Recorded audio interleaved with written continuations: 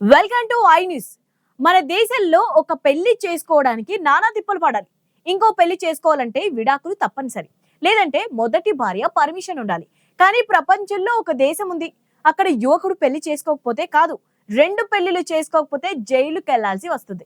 వినడానికి షాకింగ్ గా ఉంది కదా. మరీ ముఖ్యంగా మొదటి భార్య గనుక రెండో పెళ్లి అడ్డుకుంటే ఆమెకు శిక్షే.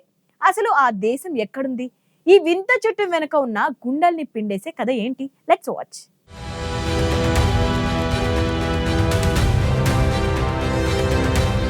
ప్రపంచవ్యాప్తంగా ప్రతి దేశానికి దానికంటూ కొన్ని ప్రత్యేకమైన రూల్స్ ఉంటాయి. చాలా దేశాల్లో ఒకే పెళ్లికి అనుమతి ఉంటుంది. రెండో పెళ్లి చేసుకోవాలంటే మొదటి బంధం తెంచుకోవాలి, లేదా లైఫ్ పార్ట్నర్ ఓకే చెప్పాలి. కానీ ఆఫ్రికా ఖండంలోని ఎరిత్రియా అనే చిన్న దేశంలో మాత్రం ఇందుకు పూర్తి భిన్నమైన నమ్మశక్యం కాని రూల్ అమల్లో ఉంది.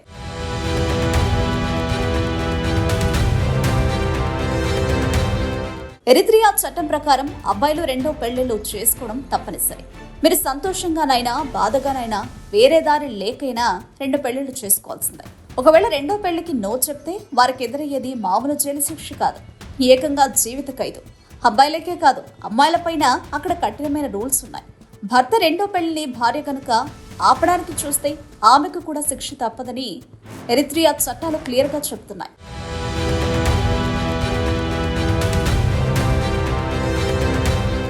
అమ్మో, ఇదేదో మగాళ్లకు బంపర్ ఆఫర్ కదా అని కొందరు అనుకోవచ్చు. కానీ ఎరిత్రియా పాలకులు ఇలాంటి కఠినమైన రూల్ని తీసుకురావడానికి ఒక పెద్ద కష్టం, కన్నీటి కథ ఉంది.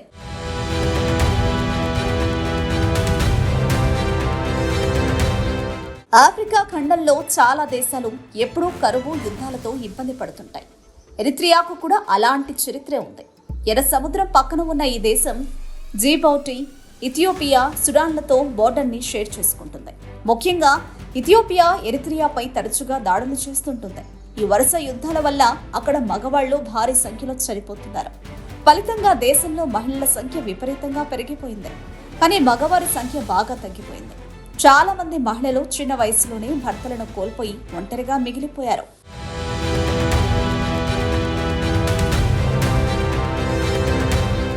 ఈ సమస్యను సాల్వ్ చేయడానికి, దేశ జనాభాను పెంచడానికి, అలాగే ఒంటరి మహిళలకు ఒక తోడు కల్పించడానికి ఎరిత్రియా ప్రభుత్వం ఈ కఠినమైన రూల్ ని తీసుకుంది. ప్రతి పురుషుడు రెండు పెళ్లిళ్లు చేసుకోవాలని, అలా చేయకపోతే జైలు శిక్ష తప్పదని చట్టం చేసింది.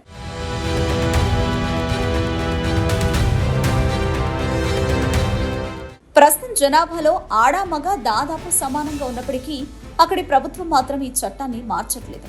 ఎందుకంటే ఏ క్షణంలో మళ్లీ యుద్ధం ముంచుకొస్తుందోనన్న భయం వారిని వెంటాడుతోంది. అక్కడి ప్రజలు కూడా ఈ విషయాన్ని బలంగా నమ్ముతున్నారు. అందుకే ఈ చట్టంపై పెద్దగా వ్యతిరేకత లేదు.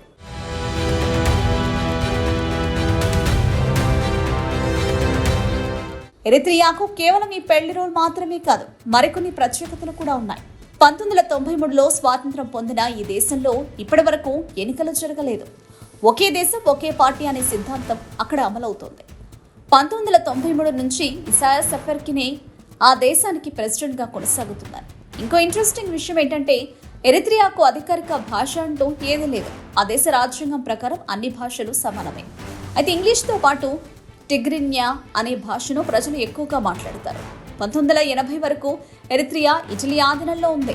ఆ తర్వాత రెండో ప్రపంచ యుద్ధం టైంలో బ్రిటన్ స్వాధీనం చేసుకుంది. ఎర్ర సముద్రాన్ని గ్రీకులో ఎరిత్రియా అంటారు.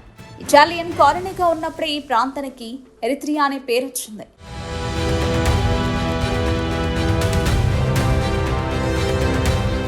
బ్రిటన్ ప్రభుత్వానికి వ్యతిరేకంగా ఎరిత్రియా ప్రజలు చేసిన తిరుగుబాటులో ఆడవాళ్లు చురుకైన పాత్ర పోషించారు. ఆ దేశంలో 30% పైగా మహిళలు స్వతంత్ర సమరయోధులుగా ఉన్నారు. 1993లో బ్రిటన్ పాలన నుంచి విముక్తి పొందినప్పటికీ ఇథియోపియాతో నిత్యం గొడవలు జరుగుతూనే ఉన్నాయి. ఈ కారణంగా మగవారి సంఖ్య బాగా తగ్గిపోయింది. దీంతో జనాభాను పెంచడానికి అక్కడి ప్రభుత్వం తెగ ప్రయత్నాలు చేస్తోంది. అందుకే విదేశీయులకు ఎరిత్రియా పౌరసత్వం చాలా ఈజీగా లభిస్తుంది.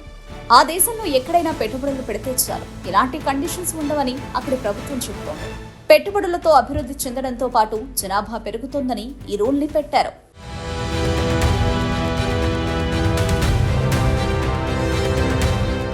ఈ విచిత్రమైన చట్టం కారణంగా కెన్యాకు చెందిన కొందరు మగవాళ్లు తెగ ఎంజాయ్ చేస్తున్నారు. తమ దేశం వదిలి వచ్చి ఎరిత్రియా పౌరసత్వం తీసుకుని 2 పెళ్లిళ్లు చేసుకుని హాయిగా జీవితాన్ని గడుపుతుండడం నిజంగా విశేషం. ప్రపంచంలో ఇలాంటి వింతలకు కొదవలేదు కదా.